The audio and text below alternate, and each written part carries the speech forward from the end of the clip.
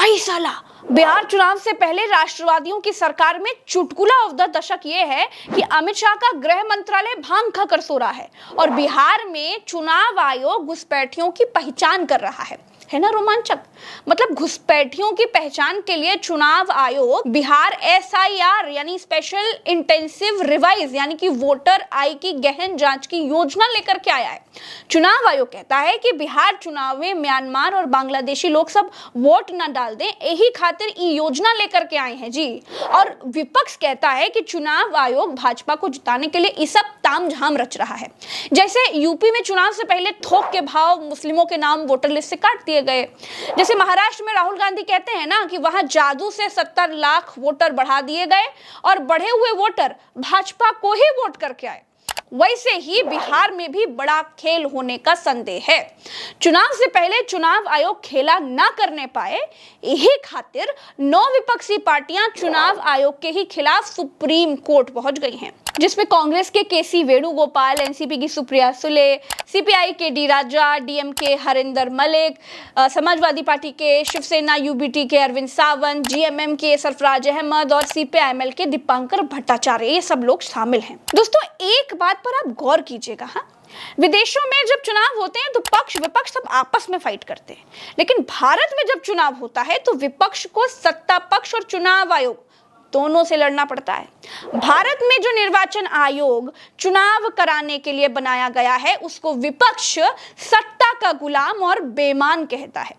ये भारत में ही हो सकता है जहां विपक्ष को पूर्ण भरोसा है कि चुनाव आयोग सत्ता पक्ष को जिताने के लिए बेईमानी करवाता है। ये भारत में ही हो सकता है मैच खिलाड़ी अपने खेल से नहीं जीत रहे हैं, अंपायर की बेईमानी से जीत रहे हैं। ये आरोप खुलेआम लगाए जाते हैं। सवाल खड़ा होता है और राज्यों में आधार कार्ड चलेगा, बिहार में आधार कार्ड नहीं चलेगा। ये तो बड़ा सवाल है, ये तो खुद ही कंफ्यूजन पैदा कर रहा है। आप जो है एक तरफ बिहार में जो फॉर्म बांट रहे हैं उसमें आधार, जॉब कार्ड, राशन कार्ड हटा दिए, लेकिन अपने गाइडलाइन में से नहीं हटाए। ये तो बड़ा चुनाव आयोग कंफ्यूज है, क्या करना चाह रहा है भाई चुनाव आयोग। दोस्तों तेजस्वी यादव ने कहा है कि चिंता की बात यह है कि हमें अभी तक चुनाव आयोग से कोई स्पष्टता नहीं मिली है।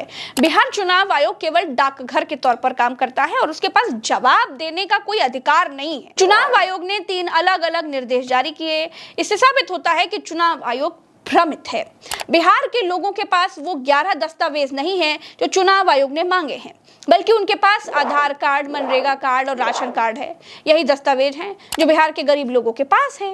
ये स्पष्ट है कि जिन लोगों के पास ये 11 दस्तावेज नहीं हैं, उनके नाम सूची से हटा दिए जाएंगे। वैसे दोस्तों आमतौर पर वोटर लिस्ट में नाम जुड़वाने या फिर हटवाने के लिए 11 तरह के दस्तावेजों में से कुछ की अलग अलग परिस्थितियों में जरूरत पड़ती है, जैसे Aadhaar card, passport, driving license, PAN card, ration card, bank, post office passbook photo सहित जन्म प्रमाण पत्र, आयु सत्यापन के लिए, 10वीं 12वीं की मार्कशीट, जन्म तिथि के प्रमाण के लिए, बिजली पानी गैस बिल, पते के प्रमाण के लिए 3 महीने से पुराना नहीं होना चाहिए, भी एक नियम है।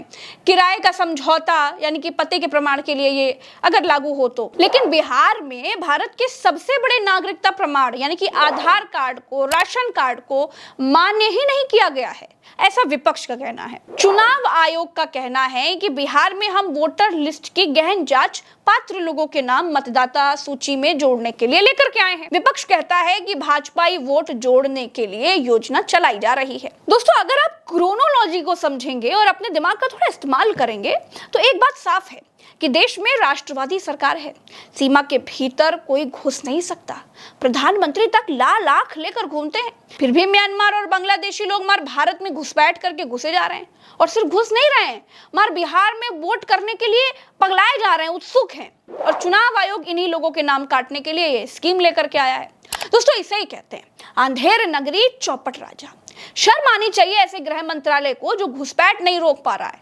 या फिर चुनाव आयोग को ही गृह मंत्रालय का अतिरिक्त कार्यभार दे दिया जाना चाहिए? अगर अमित शाह के रहते देश में घुसपैठ हो रही है, चुनाव आयोग को भारतीय और बांग्लादेशी वोटर में अंतर समझ नहीं आ रहा है, तो लानत है ऐसी सरकार पर, लानत है ऐसी सरकार की सुरक्षा पर। बीती 24 जून को चुनाव आयोग ने बिहार में SIR यानी स्पेशल इंटेंसिव रिवीजन की घोषणा की थी। तेजस्वी यादव ने कहा, बिहार के 8 करोड़ मतदाताओं में से 59% 40 साल या उससे कम उम्र के हैं। इसका मतलब यह है कि 4 करोड़ 76 लाख लोगों को अपनी नागरिकता साबित करनी होगी।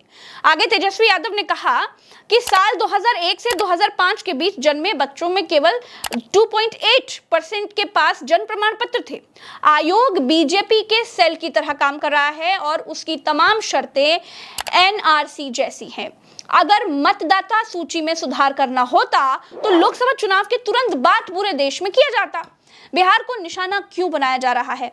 राजनीतिक विश्लेषक योगेंद्र यादव ने इसे नोटबंदी देशबंदी के बाद वोटबंदी कह दिया है। दोस्तों, जिनके पास दस्तावेज है उनका 60% वोट बीजेपी और उसके सहयोगी दलों को जाता है, जबकि जिनके पास दस्तावेज नहीं है उनके वोटिंग पैटर्न में महागठबंधन को 15 से 20% की लीड रहती है।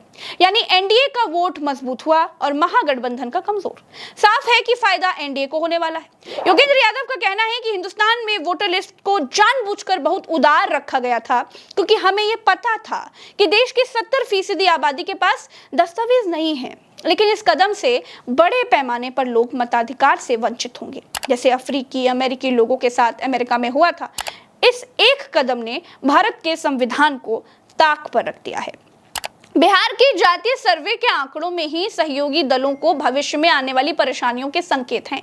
सहयोगी दलों के कोर वोटर जिस सामाजिक आर्थिक वर्ग से आते हैं, उनके लिए भी चुनाव आयोग के बताए दस्तावेज जुटाना मुश्किल है। एनडीए में बीजेपी को जहां सवर्णों की पार्टी माना जाता है, वहीं जेडीयू अति पिछड़ों के समर्थन वाली पार्टी मानी जाती है। चिराग पासवान की LJP-R का जो वोट बेस है वो पासवान है, तो पूर्व मुख्यमंत्री जीतन राम मांझी की पार्टी हम वो भी मुसहर समुदाय से आते हैं, और उपेंद्र कुशवाहा की पार्टी रालोमो का वोट बैंक कुशवाहा वोटर है। बिहार में अनुसूचित जाति में 22 दलित जातियां हैं, जिनमें पासवान राजनीतिक तौर पर सबसे ज्यादा मजबूत हैं। एनडीए में चिराग पासवान के अलावा दूसरा दलित चेहरा जीतन राम मांझी का है। वही हम के संरक्षक जीतन राम मांझी को मुसहर समुदाय के सबसे बड़े नेता के तौर पर देखा जाता है। मुसहर समुदाय अनुसूचित जाति में सबसे ज्यादा गरीब माने जाते हैं। हम के राष्ट्रीय अध्यक्ष और जीतन राम मांझी के बेटे संतोष कुमार सुमन कहते हैं, ये सही है कि हमारे लोगों के पास डॉक्यूमेंट नहीं है, लेकिन चुनाव आयोग की कोशिश है कि घुसपैठियों की पहचान हो और कोई भी भारतीय नागरिक छूटे नहीं। हम वेट एंड वॉच कर रहे हैं। अगर हमारे मुसहर समुदाय को किसी तरह की दिक्कत हुई तो हम ही सबसे पहले इस पुनर्निरीक्षण का विरोध करेंगे और ऐसी चीजें सही कराई जाएंगी। वहीं बीजेपी की एक अन्य सहयोगी पार्टी राष्ट्रीय लोक मोर्चा के अध्यक्ष उपेंद्र कुशवाहा इसे विपक्ष का आउट ऑफ प्रोपोर्शन रिएक्शन कहते हैं।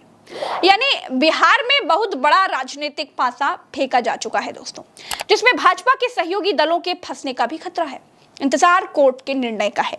बिहार का चुनाव जितना फीका दिखाई दे रहा था, अब उतना ही रोमांचक होता हुआ दिखाई दे रहा है। फिलहाल के लिए मेरे साथ इस वीडियो में इतना ही। नमस्कार।